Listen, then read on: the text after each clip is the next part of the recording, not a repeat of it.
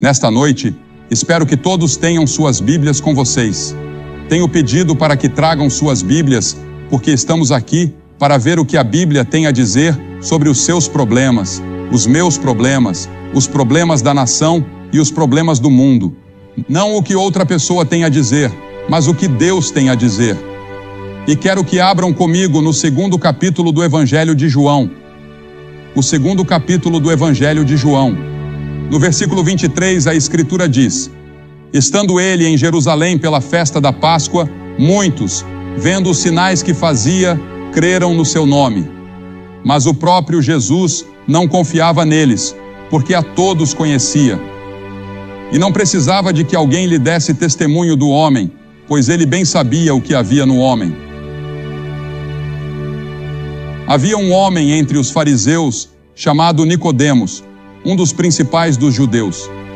Este veio a Jesus de noite e lhe disse: Rabi, sabemos que és mestre, vindo de Deus, pois ninguém pode fazer estes sinais que tu fazes, se Deus não estiver com ele.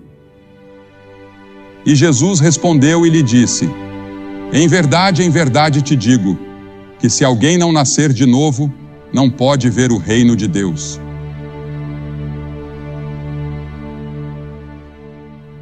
Eu me lembro do primeiro dia em que fui à escola. Eu estava com muito medo. Naqueles dias, precisávamos caminhar para a escola cerca de 2 ou 3 quilômetros e voltar caminhando de tarde, depois que a escola acabava. E minha mãe tinha preparado um pequeno lanche para eu comer na hora do recreio. Ninguém me disse que haveria 2 intervalos. Então tivemos um intervalo, por volta das 10 ou 10h30, para sairmos e nos alongarmos um pouco. E então, eu comi meu lanche muito rapidamente naquele momento. Bem, quando o horário do almoço chegou, às 12h30, eu não tinha mais nada para comer. Nunca esquecerei esse dia enquanto viver. Em outra ocasião, eu entrei no ônibus pelo lado errado, ou de alguma forma me confundi. Isso foi 4 anos depois. O diretor saiu e me puxou pela orelha. Acho que uma parte dela ainda está faltando. Mas há algum tempo, Bill Hybels disse em um de seus sermões que tantas mudanças estão acontecendo rapidamente que nem percebemos o quanto isso nos afeta. Ele disse que vivemos em uma era de sobrecarga de informação. Você e eu temos acesso a mais informações, dados, fatos, notícias e conhecimento do que qualquer pessoa na história. E a quantidade de informação no mundo está dobrando a cada 5 anos. Recebemos informações através de revistas e jornais e dizem que esquecemos até 80% em 24 horas. E praticamente tudo será esquecido quando alcançarmos a eternidade. Nicodemos, o homem de quem estávamos lendo na Bíblia, era um grande líder religioso, e ele veio de noite. Provavelmente ele tinha medo de críticas, ou desejava uma conversa privada com Jesus. Talvez esse fosse o único horário que Jesus poderia lhe dar. Ou talvez ele estivesse pensando em se comprometer de uma nova maneira. Muitos de vocês têm pensado há muito tempo sobre religião e cristianismo. Vivemos em um mundo revolucionário e em constante mudança. A capacidade moral do homem está ficando para trás em relação à sua capacidade tecnológica, o que pode significar desastre e catástrofe para toda a raça humana. Muitas pessoas sentem que algo está prestes a acontecer. Hoje, recebo mais perguntas sobre o fim do mundo do que em todo o resto do meu ministério reunido. As pessoas olham para o nosso mundo com toda a criminalidade e as manchetes gritando sobre assassinatos, e vemos a depravação moral em grande parte do nosso entretenimento. E nos perguntamos: estamos nos aproximando do fim? Estamos vivendo nos dias de Noé, como Jesus previu que viria um dia? Ouvi falar de um bêbado em Londres. Ele estava debaixo de um poste de luz, procurando sua carteira que tinha perdido. Alguém passou e perguntou: você a perdeu aqui? Ele respondeu: não, foi cerca de meia quadra atrás. Então por que não procura lá? Não há luzes lá, ele disse. Buscar é importante. Buscar propósito e significado é muito importante. Você tem propósito e significado na sua vida? Eu já contei várias vezes sobre um menino de 10 anos que foi até sua mãe e perguntou: Mãe, como eu nasci?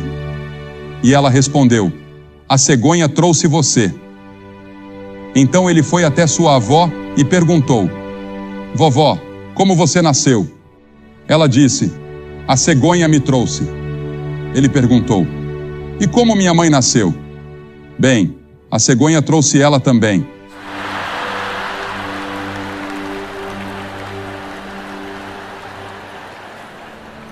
E ele precisava escrever uma redação para a escola sobre o nascimento. Ele escreveu em seu trabalho: Não houve um nascimento natural em nossa família em 3 gerações. Nicodemos ficou surpreso e chocado quando Jesus se voltou para ele e disse: Nicodemos, você precisa nascer de novo. Se Cristo tivesse dito isso a Zaqueu, que estava roubando o povo de seu dinheiro, isso seria fácil de entender. Ou a mulher no poço, que já teve 5 maridos. Todos poderiam entender. O ladrão na cruz, culpado de roubo e violência, que implorou a Jesus dizendo: Senhor, lembra-te de mim quando vieres no teu reino. Ou a mulher pega em adultério, mas dizer isso a um líder religioso como Nicodemos surpreendeu a todos. Veja, Nicodemos era um líder, ele era rico, ele era religioso. E mesmo assim, estava buscando a realidade, e é por isso que estava ali. Ele queria um preenchimento para a sua vida, algo que ele não havia encontrado em toda a sua religião. Deixe-me contar o quão religioso Nicodemos era. E vamos ver como você se compara. Ele jejuava 2 dias por semana. Passava 2 horas todos os dias em oração. Dava o dízimo de toda a sua renda. Era professor de teologia. Dedicava-se intensamente à sua religião. Mas Jesus disse: Nicodemos, tudo isso não é suficiente. Você precisa nascer de novo. Por que Jesus disse isso? Jesus podia ver seu coração. Ele podia ver que Nicodemos tinha toda essa experiência religiosa exterior. Ele tinha todas as tradições da religião, como no musical Um Violinista no Telhado. Tradição, tradição, tradição, é o que ele dizia. E temos tradições em nossa igreja e em todas as igrejas. Temos tradições e nos apegamos a elas. Mas tudo isso não é suficiente. Jesus disse: Você precisa ter uma experiência pessoal com Deus. Você precisa me conhecer como seu Senhor e Salvador pessoalmente. Você não pode depender das suas tradições. Você não pode depender da sua família. Jesus disse a Nicodemos: Nicodemos, toda a sua religião não é suficiente. Por quê? O menininho apontou para isso quando disse: Acho que eu simplesmente nasci errado. Sim, a Bíblia diz: Em pecado me concebeu minha mãe. Eu nasci na iniquidade, o que causa mentira, engano, ódio, preconceito, ganância, injustiça, egoísmo, crueldade, tensões raciais. O que causa isso? O que causa a perversão? Jesus disse: o coração. Ele disse: mas o que sai da boca procede do coração e contamina a pessoa. Está em nossos corações. Nascemos com essa tendência para o pecado. E conforme envelhecemos, fazemos escolhas para pecar. Então nos tornamos pecadores por escolha. E depois nos tornamos pecadores por prática. Praticamos esse pecado. É uma doença pior que o câncer, pior que a AIDS. E o mundo inteiro está infectado. Você pode viver até os 70, 80, 90 ou 100 anos de idade. Mas seu espírito, sua alma, essa parte de você que viverá para sempre, seja no céu ou no inferno, essa parte está morta. Morta para Deus. E é pecaminosa. E é por isso que você precisa de perdão. É por isso que você precisa que Deus venha e o justifique. Você sabia que nesta noite, antes de sair daqui, você pode ser justificado diante de Deus como se nunca tivesse cometido um pecado? É disso que se trata a cruz. É disso que se trata a ressurreição. É disso que se trata o sangue de Cristo. Jesus veio para se entregar a você porque Ele o ama. E quando Ele morreu naquela cruz, Deus colocou todos os nossos pecados sobre Ele. Ele se tornou culpado de assassinato, de mentira, de adultério, de ganância. Todos os pecados que você e eu temos foram colocados sobre Ele. Ele fez isso voluntariamente porque Ele ama você. Deus ama você. Há muitas palavras usadas no Novo Testamento para pecado. Não vou tentar usá-las todas. Uma delas é desviar-se de um caminho reto. Todos nós, como ovelhas, nos desviamos. Isaías disse: todos nós nos desviamos, cada um para o seu próprio caminho.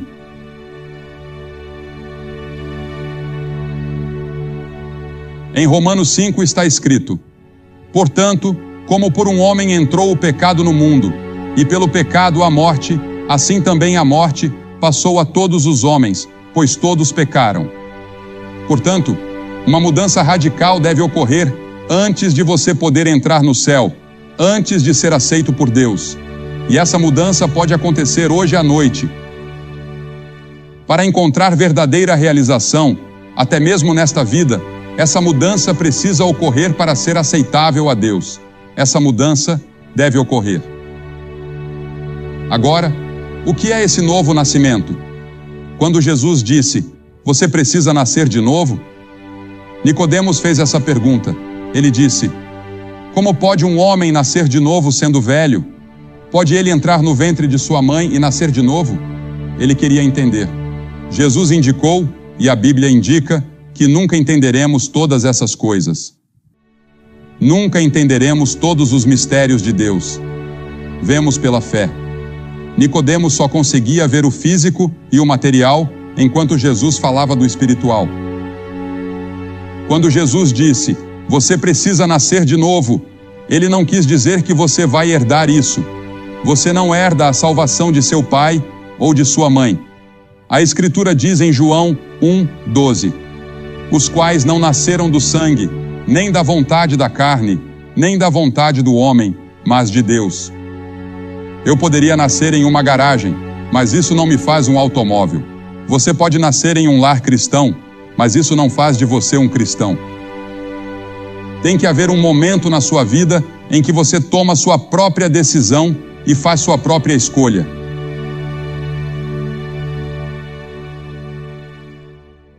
E então, algumas pessoas pensam que podem chegar lá por meio de suas próprias obras, fazendo muitas coisas boas e grandes. Isso é maravilhoso. Continue fazendo-as, mas isso não salva sua alma. É um resultado da sua salvação.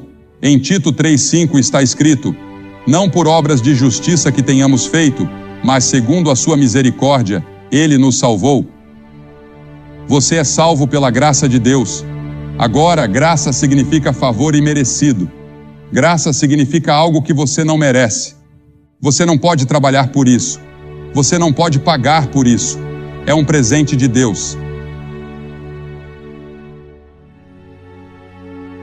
Você já recebeu esse presente? Você recebe esse presente pela fé e ele vem ao seu coração e transforma você. E você nasce de novo. Veja, o homem pecou em um ambiente perfeito. Nós tínhamos tudo. Adão e Eva tinham tudo. Eles nem precisavam de forças policiais, nem precisavam de governo, não precisavam de nada porque tinham tudo.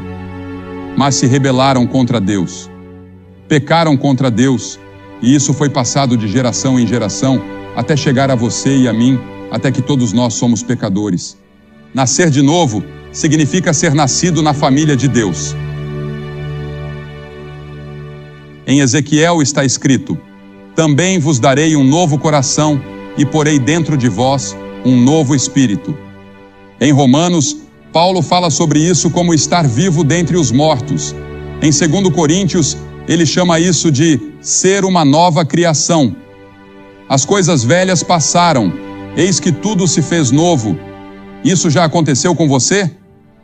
Pedro disse que nos tornamos participantes da natureza divina. Que maravilhoso é se tornar participante da própria natureza de Deus. João chama isso de passar da morte para a vida. Você não está mais caminhando para a morte, destruição, inferno e julgamento. Você está caminhando para uma nova vida, uma vida eterna com Deus no céu. E você pode recebê-la hoje à noite. Bem, como esse novo nascimento acontece?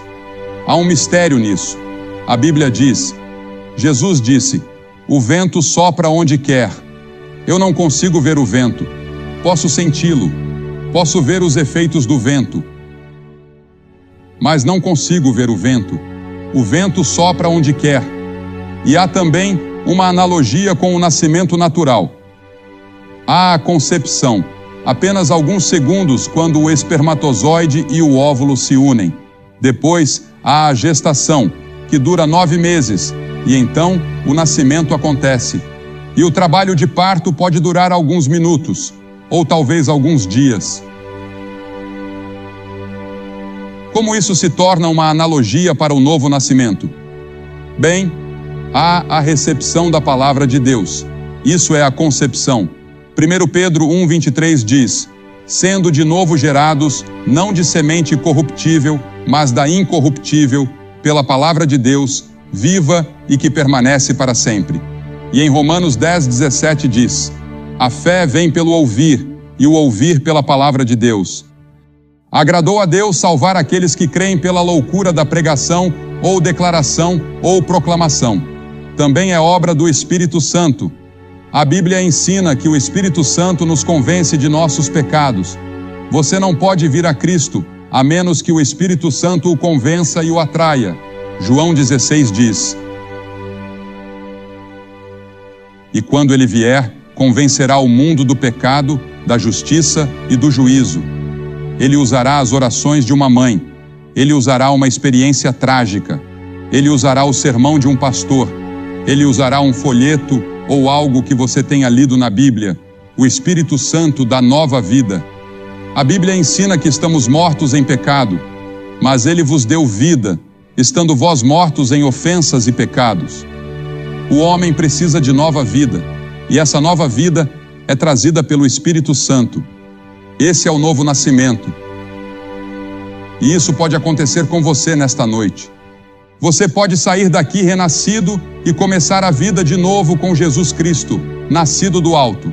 Além disso, a Bíblia ensina que quando você recebe Cristo, o Espírito Santo vem habitar em você. Ele habita convosco e estará em vós. A Escritura diz, não sabeis vós que o vosso corpo é o templo do Espírito Santo e que o Espírito de Deus habita em vós? Ele lhe dá um novo poder, pois recebereis poder ao descer sobre vós o Espírito Santo. Esse poder pode vir de Deus a partir de hoje, começando nesta noite. Li sobre uma mulher que tentou fazer o teste de motorista pela 38ª vez e falhou na Inglaterra. Talvez você tenha tentado quase tantas vezes na religião, mas ainda não encontrou. Você ainda está procurando, ainda está se perguntando, ainda está incerto sobre o futuro, não tem certeza absoluta. Você foi batizado e confirmado, talvez. E você esteve na igreja. Ou talvez seja um líder na igreja. Mas algo está faltando. Ainda há um vazio aí. Ainda há uma busca aí. Ainda há uma incerteza aí. Estou pedindo a você nesta noite que entregue o controle ao Espírito Santo para guiar e dirigir sua vida. Você pode fazer isso hoje à noite. E eu vou pedir que faça isso.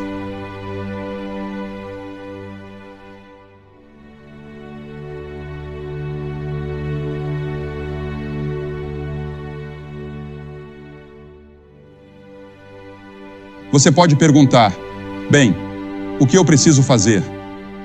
Há 3 coisas importantes que você deve fazer. Primeiro, você deve se arrepender do pecado. Arrependimento significa que você muda seu modo de viver e muda sua forma de pensar. Esteja disposto a permitir que uma mudança aconteça em sua vida. A segunda coisa é pela fé. A fé e o arrependimento andam juntos. Não há uma separação aí. Eles andam juntos. Você se arrepende e crê. creia em Cristo. Não creia em mais nada para a sua salvação, exceto no Senhor Jesus Cristo. E você o recebe em seu coração e diz: Senhor Jesus, entra, e Ele entrará. Então, a terceira coisa é obedecer a Ele. Diga: Senhor, eu sei que não posso viver a vida cristã, e Billy Graham não pode viver a vida cristã, e eu não posso. Se eu não tivesse a ajuda do Espírito Santo todos os dias, eu seria um fracasso total todos os dias. Quanto a viver a vida cristã, sou um fracasso grande parte do tempo. Mas é o Espírito Santo que vem e vive através de você e em você, e lhe dá um poder para resistir à tentação que você nunca teve antes, e lhe concede uma nova alegria e uma nova paz que você nunca soube que existia. Tudo isso pode ser seu nesta noite. Se você estiver disposto a dizer: Senhor, eu realmente me arrependo, eu realmente te recebo, eu abro meu coração para ti. Eu vou pedir que você faça o que já vimos centenas de pessoas fazerem. Vou pedir que você se levante do seu lugar, aqui na frente e aí atrás, bem no fundo, e venha e fique aqui na frente e diga, ao vir: eu realmente te recebo. Estou disposto a me arrepender dos meus pecados. Quero que haja uma mudança. Quero saber que fui salvo. Não tenho certeza de onde estou agora, mas quero saber. Levante-se e venha. Vamos esperar por você. E vou pedir que as pessoas estejam em oração por aqueles que estão tomando esses compromissos agora. E peço que ninguém saia. Este é o momento sagrado do serviço. Muito calmamente, deixem que as pessoas venham, aquelas para quem Deus está falando.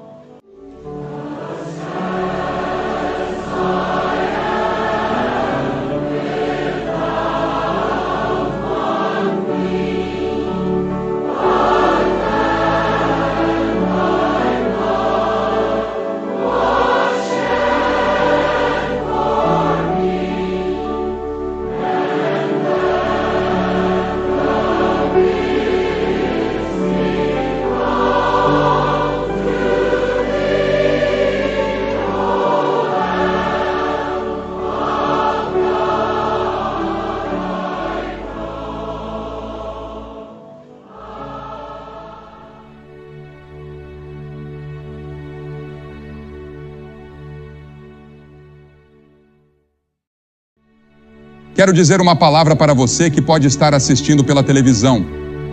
Não estamos ao vivo na televisão. Isso pode ser exibido várias semanas ou meses a partir de agora. Mas você participou deste serviço. Você ouviu a mensagem, ouviu a música, ouviu o testemunho e Deus falou com você. E você gostaria de entregar sua vida a Cristo nesta noite e ter certeza de seu relacionamento com Ele. Vou pedir que você pegue o telefone e ligue para aquele número que você pode ver na sua tela. A maioria das cidades terá esse número. Que Deus o ajude a tomar esse compromisso nesta noite.